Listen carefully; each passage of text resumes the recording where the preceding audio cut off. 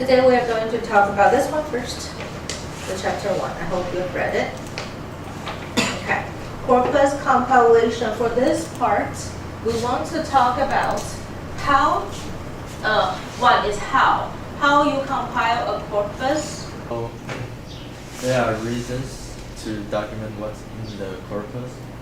First is to prevent the corpus compilers from forgetting important details of the specific context of the data, even if you're deeply familiar with the context. And second, if the corpus is made available to others, they need to know what's in it in order to make an informed decision about whether the design of the corpus is appropriate for answering their specific research question. And third is to enable researchers to draw on various variables in a systematic way when analyzing data from the corpus. And there are several ways in which information about the corpus design can be disseminated. First, research publication, such as a research article or a meta-analysis thesis, which includes a section or chapter describing the material. And corpus descriptions are sometimes published in peer-reviewed journals, especially if the corpus is breaking new ground, so that the research community can benefit from discussions on corpus design. It can also be done by writing a report solely dedicated to describing the corpus, which is made available either as a separate file stored together with the corpus itself or online. And these are documents that are commonly used in corpus compilations: the consent form from the participants, the questionnaire, and a text. Okay, good, thank you. I like what Roy said. Even you are familiar with the data, you still need to have some kind of documentation. Otherwise, in the future, what if you forget and you won't use the data? That's problematic. Okay. You can look at page 12. Page 12, figure 1. That's the metadata that you can write. You can compile along with your corpus. You want to add enough information about the corpus and also about each text. If we are talking about conversation, we want to know, for example, who is talking to who. Of course, it can be pseudonym, but I would like to have, for example, like gender or age, because that makes the text read very differently. If you look at the text and then you say it's male to male or it's male to female, that's really different. And if it's, whether it's kids to adults or adult to adult, I think even with the same text, you will try to understand from different angles just because of gender or age. So page 12, this figure shows you probably these are the information that you need to include along with your corpus. Remember the MyCasp corpus? This is actually from metadata, right? This gender, age, academic position, first language. This is from speaker. So this is speaker's metadata.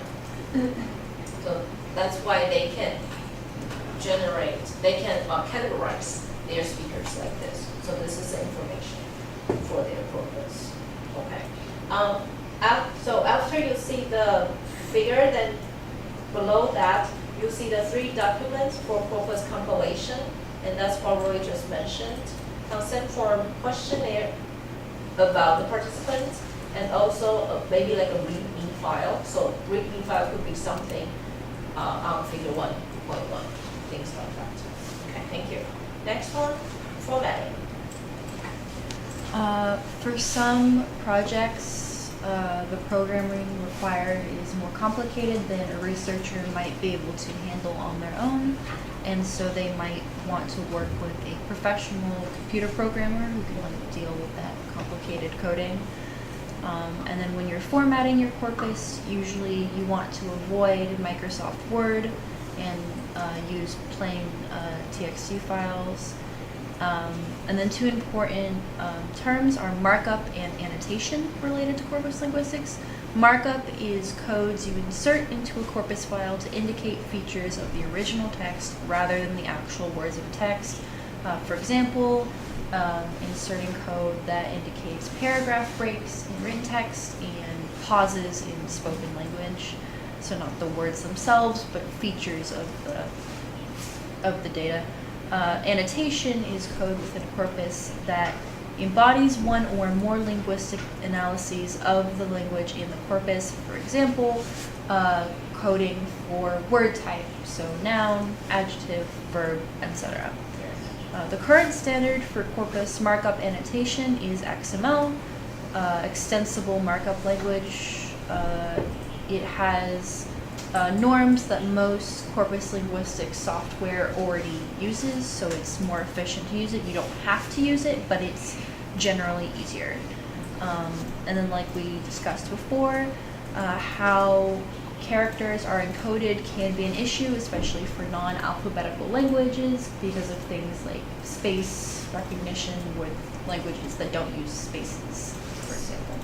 Thank you very much. Okay. For this page, I want you to focus on, this is about formatting. So when you collect a corpus, please don't save it in Microsoft Word. Important, very important. Because Microsoft Word will have additional information. So plain TXT file would be the best. With the naming, with the encoding UTF-8, that's on your page 15, you can find the word UTF-8. When you save a text file, you want to use the encoding UTF-8, that's the standard. Okay, that's one thing. Now, markup. Markup, for this one, you can look at page 14, figure 1.2. This is like a general markup for a corpus. And you can see they use angle brackets, right? They add a lot of information. And what's the word here? What's the real word that people see? In the quotation marks, like but, like. Do you see that? Line 3A, line 3B and 3C, you see but and like. That's the real word. After those, follow those words are the adjectives. Oh, and then you see, but like I was thinking this is gonna be so embarrassing, like in PE. You see all the words? Do you see how I read it? So this is one line. From the beginning, it has a angle bracket and they say W, right? I guess that's word. And then in the end, you have angle bracket, close. This is the opening. And this is the end of one line. And here's the word, but.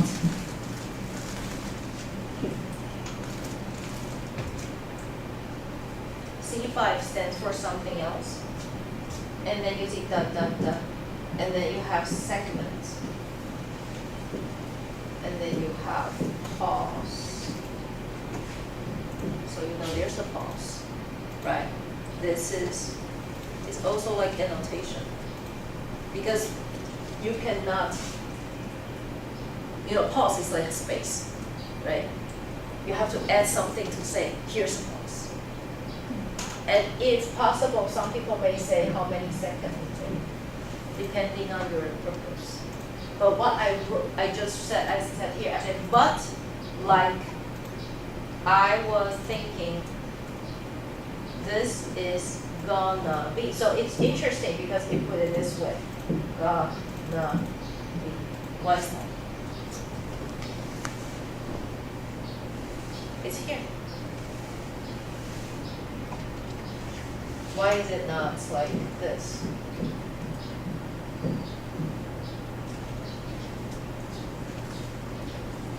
I think it's a token problem, tokenization problem. It did not recognize Ghana as one word.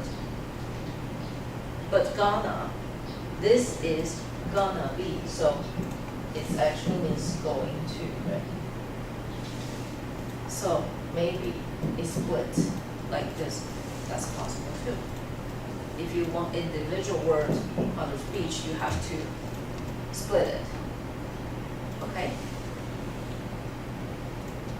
So, just an example to show you what it looks like for annotation and markup. This looks like this.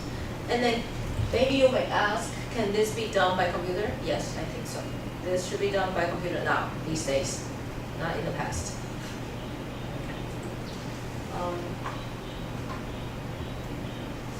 I want to mention on page 15, XML is a way for annotation, is a format. And the next paragraph talks about UTF-8. You need to store the file as encoding UTF-8. And then the next paragraph is called, there's something called Text Encoding Initiative, TEI. This is very commonly used, universally used as the markup for Corpus. Sometimes in digital humanities, when they store this information, they may talk about, for example, location. 热毛遮城 location, they will put it there. Or someone's name, they will put it human name, 人名, like that. But I don't think they really use Chinese for that. They use depending on the manual. Okay, so not just part speech. Part speech is important, yes. But sometimes you want to analyze more information, then you need to give the, like the global entity of that certain thing. Like, for example, our school, 国立高雄科技大学, right? If you split the word, you say 国立高雄科技大学. Yes, these are all terms. 国立高雄科技大学. But that doesn't mean the location. If you split it, you have to see it as a whole, then you know it's a school. Okay? Next time sharing the corpus, first we need to understand the corpus can be divided into two major types. The first one is standard corpus layers are large databases and they are widely used by researchers, teachers, or other people. So they are usually decided to be represented whole languages. In contrast, like Irene just mentioned, small-scale projects need modest goals. So this kind of corpus usually created for specific research projects or focused on certain research questions. And next are the importance of sharing the corpus. First, it can support research replicability in research and fosters generosity in the research community. And it also encourages collaboration in the academic community. Next, when we share the corpus or use shared corpus, we also need to notice access and preservations. The first one is using licenses to keep a recorder of users and enforce specific terms of use. Second, we also need to protect informants' privacy. And finally, another consideration in sharing the corpus is how to make these resources accessible to others and how to preserve digital data. And the easiest way is to store copyright in archives like Oxford text archive or library. Thank you very much. Okay. I think we don't want to reinvent the wheel, right? If someone already collect a corpus that is useful, that's maybe it's similar to what I'm going to research about, then yes, we want to use the corpus. Now, so in this class, it's fine if, let's say, several people want to work on the corpus together, but then you can have different research questions to work on. I think that's okay. That also means sharing a corpus. But here, Mandy talks about if we have a huge corpus and if other people want to use this corpus, then we need to be careful. That's why we need a license and we want to protect the people's privacy. That's why we use pseudonyms, anonymous information. Or I think certain weeks we will talk about analyze, for example, keywords analysis. For that, we need to do, for example, cross-corpus comparison, because this question, I think is interesting. Where is it? No. Here, page 17, line 3. Line 3. Is the frequency of X a little, a lot, or a little? How do you know if certain word, let's say, happen 50 times, is it a lot or a little, right? Depending on what corpus you're looking at. Depending on the size of the corpus, that's one thing. And then let's say if one word happen in one corpus more frequent, and then it happens less in a different corpus, what does that mean? Similar for here, it says similar frequency doesn't mean similar meaning. We need to be careful when we want to do a comparison, and it's possible to do it. We just need to be aware of the statistical analysis for this. Okay, and then for this part, the other thing, when you want to compare corpus, make sure they are kind of similar. They are kind of similar. The keyword study that I did before was I want to look at electronic engineering. What kind of keywords they use? So think about this. Electronic engineering. So I collected journal articles from electric engineering. Okay. But I only want electric engineering vocabulary. So I have another corpus called engineering in general. Engineering, so not like general English, general disciplines. No, I have an engineering without electric engineering. So then vocabulary, if I find in this two corpora, if the general engineering has the word, this will also happen in my target corpus. But then let's say it happens more in the engineering corpus. They both have the word, but this one has more. Then that's not a keyword for my corpus, right? If I have one word that happens more in electronic, but not in the general engineering, then that's the keyword for me.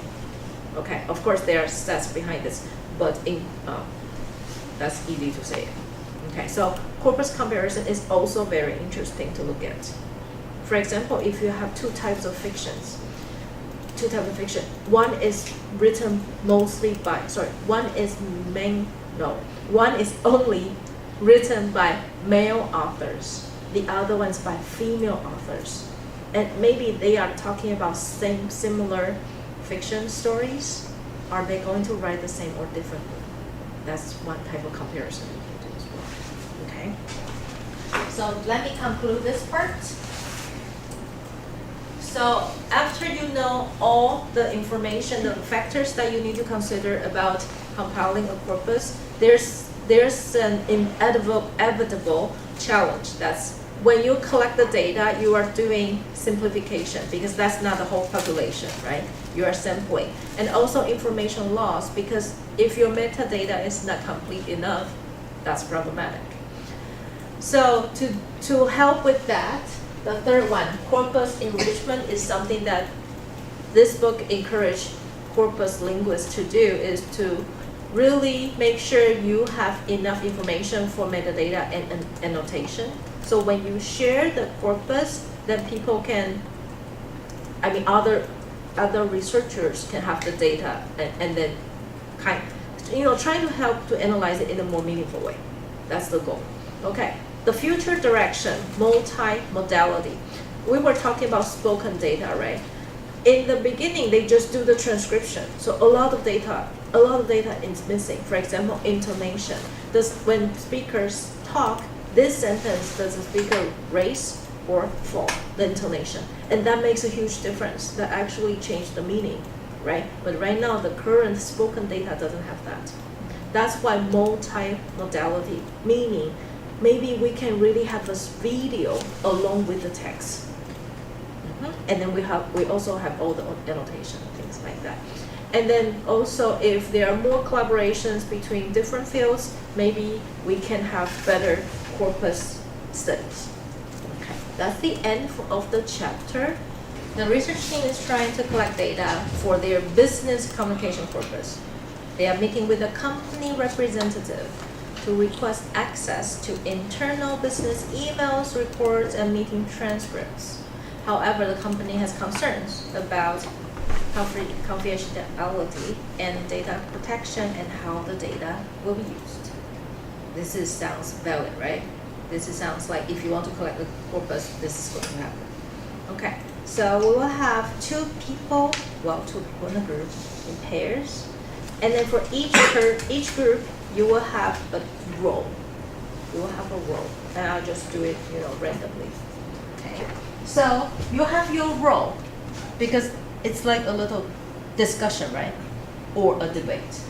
Because for company, they want to make sure their data will be used properly. And then if it's not meaningful, why do we want to give them the data? The researchers, of course, try to get as much as possible, right? And then, so we have different roles in this meeting. We have researcher. Who is the researcher? Which group? Researcher group. We have the company representative. Who is the company representative? Okay. Who's the ethics advisor? Okay. Do you think who hired the ethics advisor? The company or the researcher?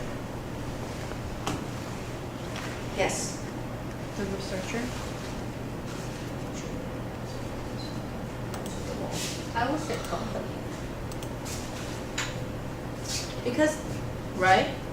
Because ethics advisor is trying to make sure what's given is okay. Okay, employee representative, you guys, because the data is from the employees, right? Okay, so, and then for each page, I show you these are the things that you need to make sure, you make sure that you get the right.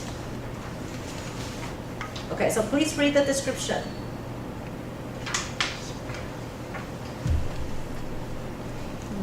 So that's your goal. You try to make sure all these things are fulfilled. For researcher, you want to get as much data as you can, right? But of course, you need to be aware of, for example, your other ethical concerns or anonymous situation. So, and then your goal is to get the corpus. For a company, you can decide if you want to keep the corpus or not. For ethics advisor, you want to make sure the whole process is ethical. Everything is ethical.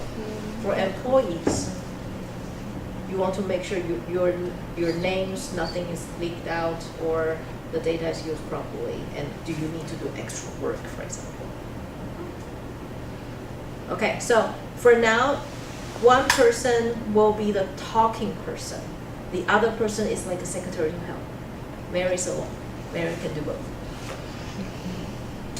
Okay? You are going to explain the research purpose, the benefits, and then you are going to, I don't know who, here it doesn't say who, but someone is going to address and privacy concerns, someone is going to talk about obtaining informed consent, and then we want to make sure legal compliance and data security, and the final decision. So there will be a final decision, whether they can get the corpus or not. and how it's going to be collected, and how much, for example, data that they can get. Okay? I'm not going to talk much because this is your meeting. So okay, we can start. So Everyone, not just for everyone. hello Hello, everyone. everyone, I'm Sally and I'm Ruby.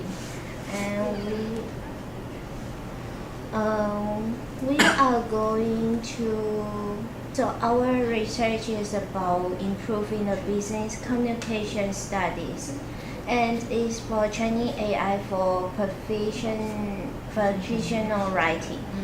So for this time, I want to collecting your company's data about the business email, report, and the meeting transcripts. Hi, I'm Mary. I'm the company. What benefits would the company get from this study? Yes.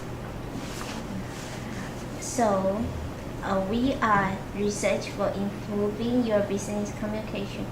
So after we done the research, we'll also give you the result from our research, and this can help you improve your business communication. Good to know. I have another question. Good. Will this study make any extra work for my employees? Actual work? No, we don't need any actual work. We just need your email, your report, and when you are meeting your employees, they speak their transcript. That's the regular work. That's a regular work, according to them. That's the regular work. Before accepting this research, we have some questions want to make sure. Will employees be fully aware of how their data is used? Because not everyone So that the company, that the data will be fully analyzed and used strictly for academic purposes. So the employee not too aware about your emails content will be published. So we'll also remove the identifying information from the data. So all your name, the company name, your own name will not be right on our research. And also, participants should be able to opt out at any time. So you don't have to worry about whether you want to stay or you want to leave in this project. And also, we will ensure adherence to general data primary regulation and institutional ethic boards and corporate policies. So you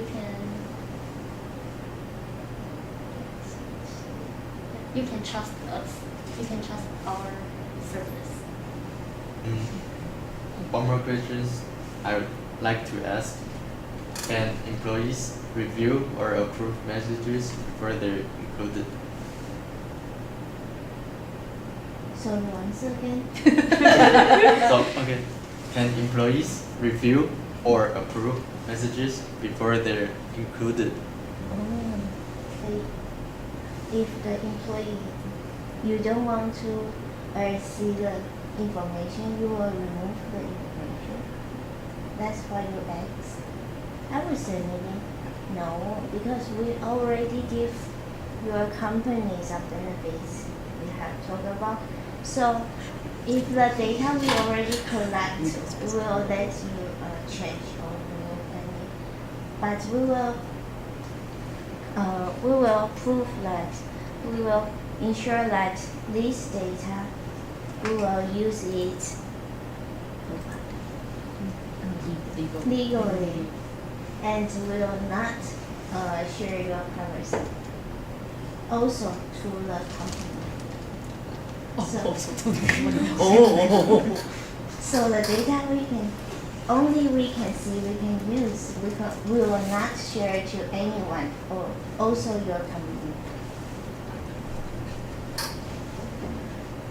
If there's something that you say is bad for your company, we will just skip and remove it by ourselves.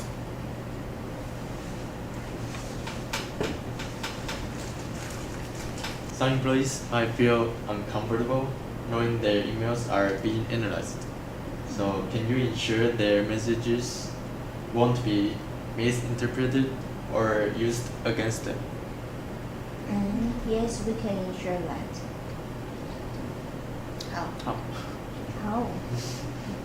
As I said before, the negative information you said about the company, we will all remove and delete the information, so it will not hurt your any benefit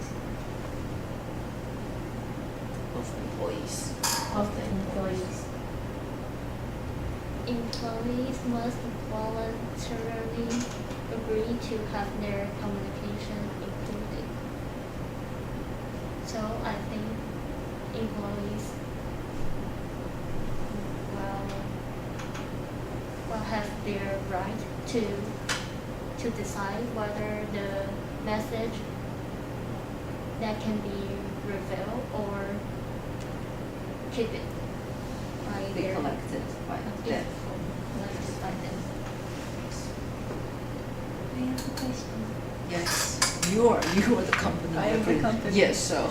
Yes, hello, me the company. Will the way that the data is stored put sensitive company information at risk? Where will the data be stored? And how? Do you have any other questions? As an employee, what can we get? So all the benefits will give to your company, your boss. So will give the improvement business communication strategy to your company. Also will give some our research the compensation. Also, the compensation will also give to your boss, your company. So maybe you can ask your boss how to Divide the money. divide Distribute. to your employee. We have a bug here. Your ethical people say, oh, you can decide if they want to in or out. And then you say you give money to the company. Then what do the other people say out? Do they still get the money? No. Should be no, but who knows, right? Okay. Well, and you need to ask about the decision. That's it. The company is fine with it. The company says okay. So do we make it to you? Employees think. What does the employee think? Fine by me. Bye bye. So, it's all you. Yay! Thank you. Okay, thank you very much.